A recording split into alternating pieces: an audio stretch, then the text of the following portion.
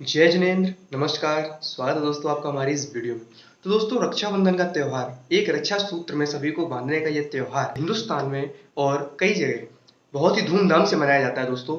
लेकिन धर्म की दृष्टि से, धार्मिक दृष्टि से इस त्योहार को मनाने का क्या कारण दोस्तों, आज की इस वीडियो में हम जानेंगे। तो प्लीज वीडियो को अंत तक जरूर देखना।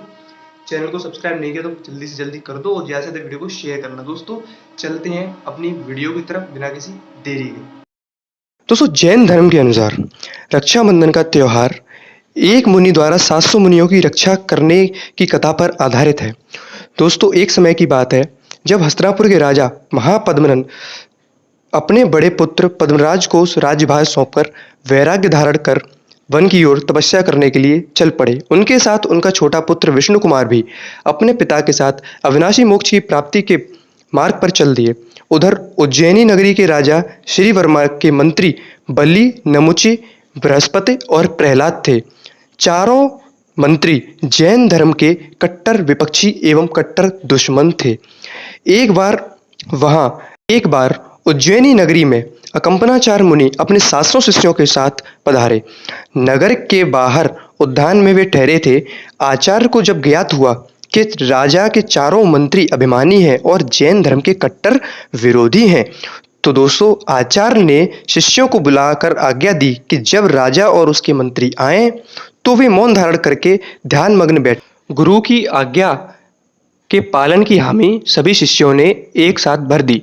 इस समय श्रुतसागर नामक मुनि वहां मौजूद नहीं थे, जिस कारण उन्हें इसका पता न चल सका कि राजा मंत्रियों सहित वन में पधार रहे हैं।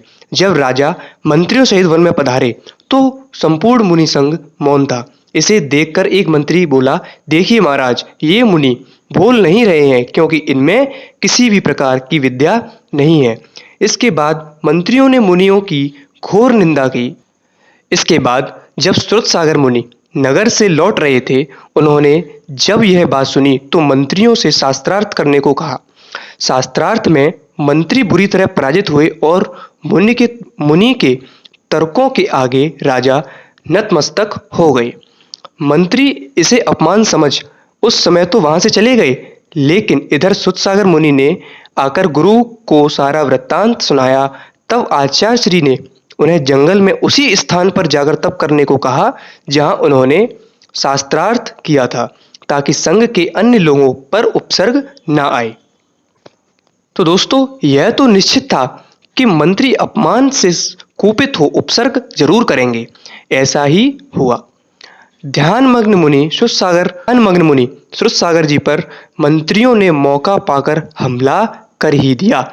उन्होंने जैसे ही तलवार उठाई, वनदेव ने आकर उन्हें जकड़ दिया। जब इस बात की खबर राजा को लगी तो उन्होंने मंत्रियों को देश निकाला दे दिया। अब चारों मंत्री वहां से निकल हस्तिनापुर पहुंचे। उन्होंने वहां के राजा पद्मराय से नौकरी मांगी। राजा ने उन्हें योग्य पदों पर आसीन किया, जो कि उनकी योग्यता पर निर्भर थे। बलि नामक मंत्री ने पद्मराय का विश्वास हासिल करने के लिए अपनी कूटनीति और छल से एक विद्रोही राजा को उसके अधीन करा दिया। पद्मराय ने खुश हो उसे एक वर मांगने को कहा। मंत्री बलि ने कहा, राजन, वक्त आने पर मैं वर मांग लूंगा, अभी मुझे नहीं चाहिए कोई आपसे वर। कुछ समय पश्चात अकंपनाचार मुनि ससंग हस्तिनापुर पधारे। राजा पद्मराय अनन्य जैन भक्त थे। उनकी जैन धर्म में अनन्य विश्वास रखते थे। बलि को जब इसकी जानकारी मिली तो उनके अंदर बदले की भावना जग उठी। जब मंत्री बलि को यह बात पता चली कि अकंपनाचार मुनि हस्तिनापुर में ससंग पधारे हैं, तो उसके मन में बदले की भावना प्रज्वलित हो गई। उसने राजा से अपना वर मांगा और कहा, हे राजन, मुझे 7 दिनों के लिए राजा बना दीजिए। राजा ने उसे वर दे दिया और अपना संपूर्ण राजपाट देकर निश्चित हो महल में चले गए। इधर बलि ने अपनी चालें चलना शुरू की। आचार्य सहित 700 मुनियों पर उपसर्ग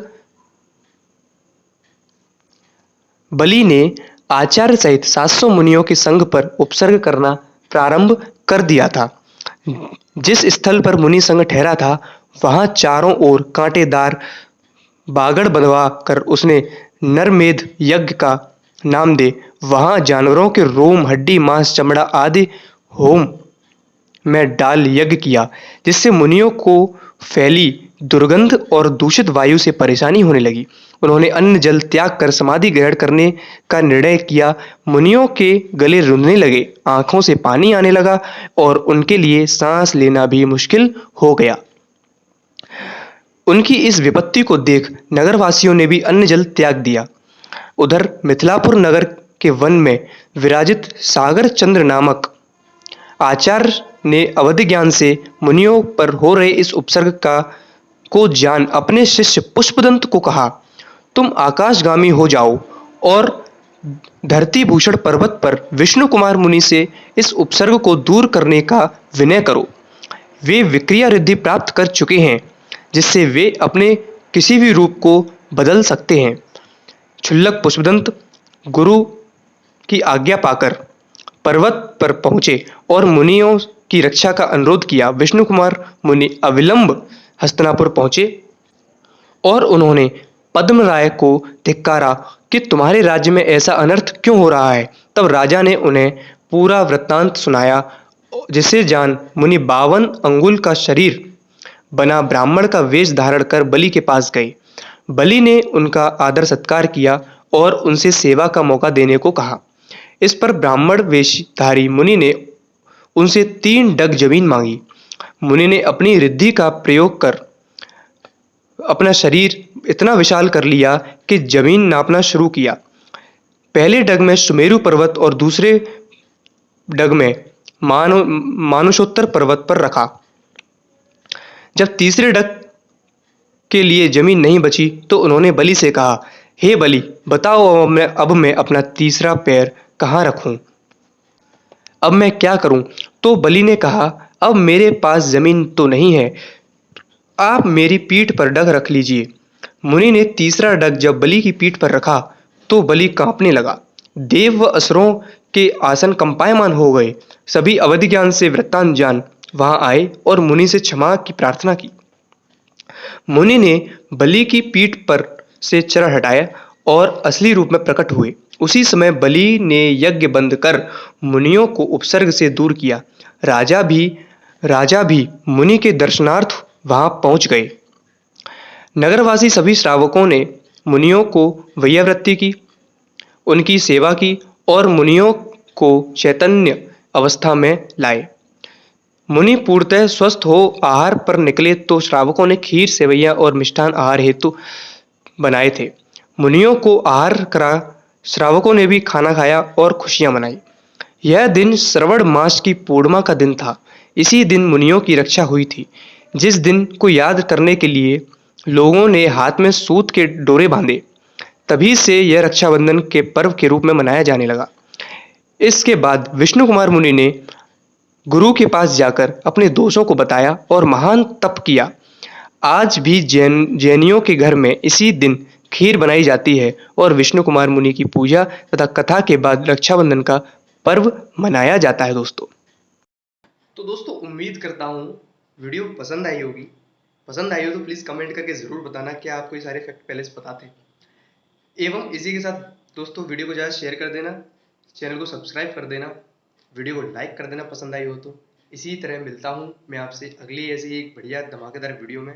तब तक के लिए नमस्कार, जय जिनेंद्र, धन्यवाद।